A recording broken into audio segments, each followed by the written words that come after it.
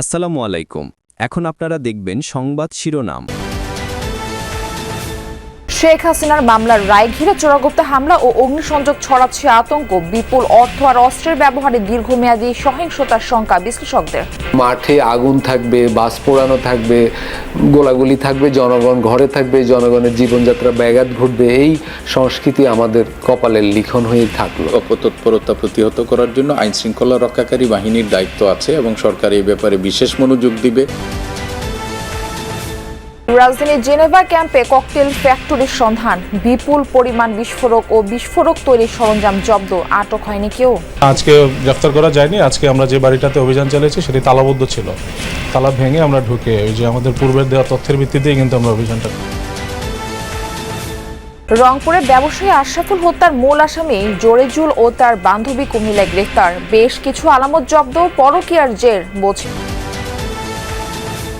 নোয়াখালীতে খাস জমিতে হাট বাজারের ইজারা দিলেও নির্ধারণ করা হচ্ছে না টোল, ইচ্ছে মতো টোল আদায় করছে ইজারাদাররা, প্রতিবাদ করলেই মারধর, গাড়ি ভাঙচুর। ইজারাদাররা আমাদের থেকে জোরপূর্বক টাকা দাবি করতেছে বা জোরপূর্বক টোল আদায় করতেছে। চাঁদা না দিলে মনে করেন যে এরা মারধর করে, এরা গাড়ি ভাঙি ফেলে। আমার গ্যালাস এটা দেখেন, গ্যালাস এটা ভাঙি ফেলেছে। ট্রেল পরিচালনায় সার্বক্ষণিক মনিটরিং ও রক্ষণাবেক্ষণ জরুরি বলছেন চীনা বিশ্লেষকরা। দক্ষ জনবলের পাশাপাশি কাটিং এজ প্রযুক্তি ব্যবহারের তাগিদ।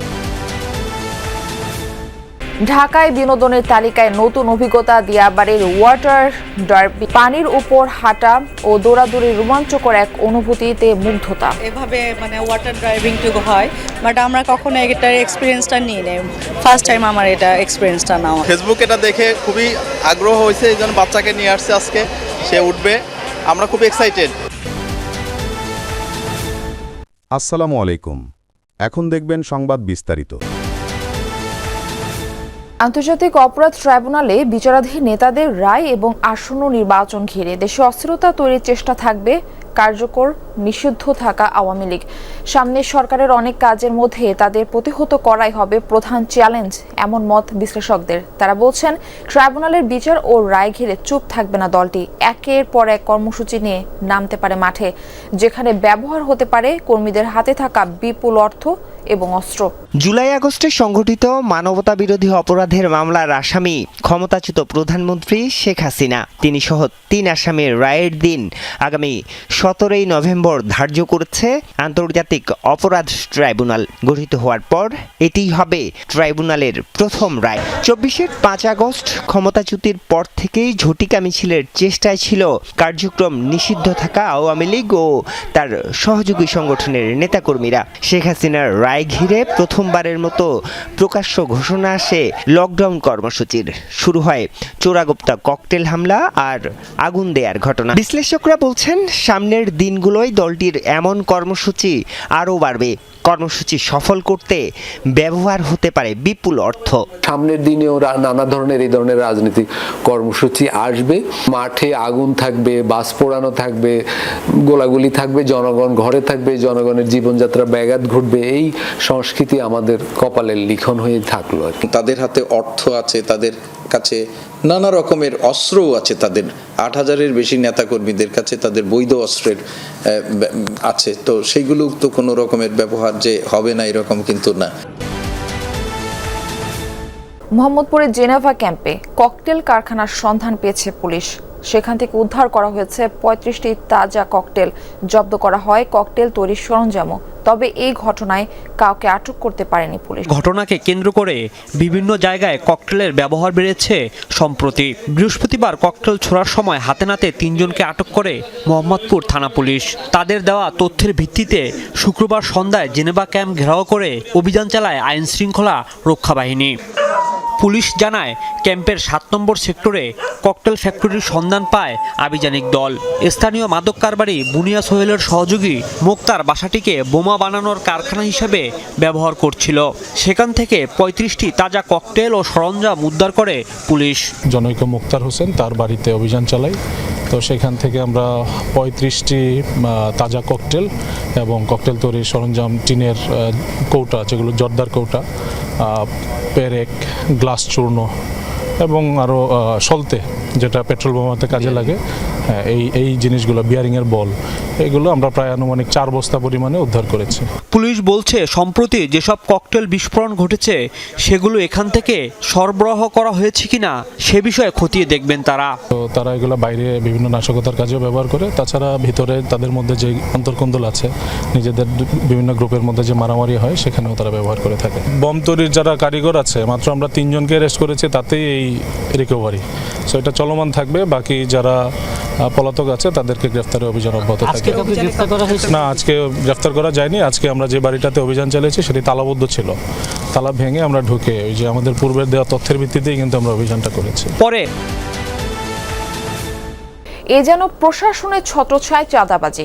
নোয়াখালীতে সরকারি খাস জমি ইজারা দেওয়া হচ্ছে হাট বাজারের জন্য, অথচ নির্ধারণ করে দেয়া হচ্ছে না টোলের পরিমাণ। এই সুযোগে যানবাহন থেকে ইচ্ছে মতন টোল আদায় করছে ইজারাদাররা। এমনকি বাজারে ছাড়িয়ে পার্শ্ববর্তী সড়ক থেকেও টোলের নামে চাঁদাবাজি চলছে। কেউ দিতে অস্বীকৃতি জানালে গাড়ি ভাঙচুরের পাশাপাশি করা হয় মারধর। নোয়াখালীর সরকারি খাস জায়গা হাট বাজারের জন্য ইজারা দেয় উপজেলা প্রশাসন। উদ্দেশ্য থাকে কিছু রাজস্ব আদায়ের, কিন্তু এই ইজারাই এখন পরিবহন সংশ্লিষ্ট ও ব্যবসায়ীদের গলার কাটা হয়ে দাঁড়িয়েছে। এ সকল হাট বাজারের ব্যবসায়ী ও পরিবহন থেকে টোল আদায় করে থাকেন ইজারাদাররা। অভিযোগ রয়েছে উপজেলা প্রশাসন থেকে টোলের পরিমাণ নির্ধারণ করে না দেয়ায় আদায় করা হয় বাড়তি টাকা। বিভিন্ন বাজারে পণ্য বিক্রি করি, যেমন 15টা 20টা বাজারে প্রতিদিন যাই। এখন একটা বাজারে প্রতিদিন গাড়ি গেলে আমার মনে করেন 50 টাকা 60 টাকা 70 টাকা করে এরা টোলের নামে চাঁদাবাজি করতেছে। ইজারাদাররা আমাদের থেকে জোরপূর্বক টাকা দাবি করতেছে বা জোরপূর্বক টোল আদায় করতেছে। আমাদের কোনো গাড়িতে বা কোনো বাজারে তারা 200 টাকা 300 টাকা 500 টাকা পর্যন্ত দাবি করতেছে। মেট্রো রেল পরিচালনায় সার্বক্ষণিক মনিটরিং ও নিয়মিত রক্ষণাবেক্ষণ সবচেয়ে জরুরি বলে মনে করেন চীনা বিশেষজ্ঞরা। বলছেন এই কাজে দক্ষ জনবলের সাথে নিশ্চিত করতে হবে কাটিং এজ প্রযুক্তির ব্যবহার। এসব নিশ্চিত করতে পারলে মেট্রো রেল জননিরাপত্তার দিক দিয়েও সবচেয়ে আস্থার গণপরিবহন হবে বলে ধারণা তাদের। এসব কাজে সরকার চাইলে বাংলাদেশের সাথে কাজ করতেও আগ্রহী তারা। জনসংখ্যার চাপে জর্জরিত যানজটের নগরী ঢাকায় নাগরিক নির্ভরতার নাম। তবে গেল অক্টোবরের শেষ সপ্তাহে ফার্মগেটে বেয়ারিং খুলে পড়ে একজনের মৃত্যু ভাবিয়ে তোলে নগরবাসীকে। ট্রেন নিয়ে কাজ করছে চীনের Guangzhou metro design and research institute company limited.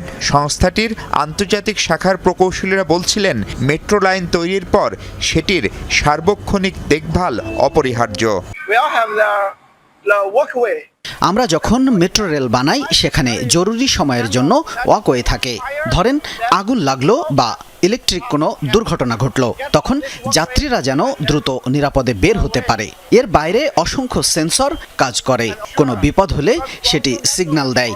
আমরা 24 ঘন্টা সেটি সশরীরেও পর্যবেক্ষণ করি। মাথায় রাখতে হবে মেট্রো রেলের রক্ষণাবেক্ষণ সবচেয়ে জরুরি। আমাদের সে অভিজ্ঞতা চাইলে কাজে লাগাতে পারে অন্যরাও। চীনের গুয়াংজুতে মেট্রো রেলের 1000 কিলোমিটার লাইন পরিচালনা করছে এই জিএমডিআই। নির্মাণাধীন এই লাইনে ঘন্টায় 160 কিলোমিটার বেগে চলাচল করবে মেট্রো রেল। আরও অন্তত 2 বছর লাগবে গুয়াংজুর দীর্ঘতম এই লাইনটির কাজ শেষ হতে।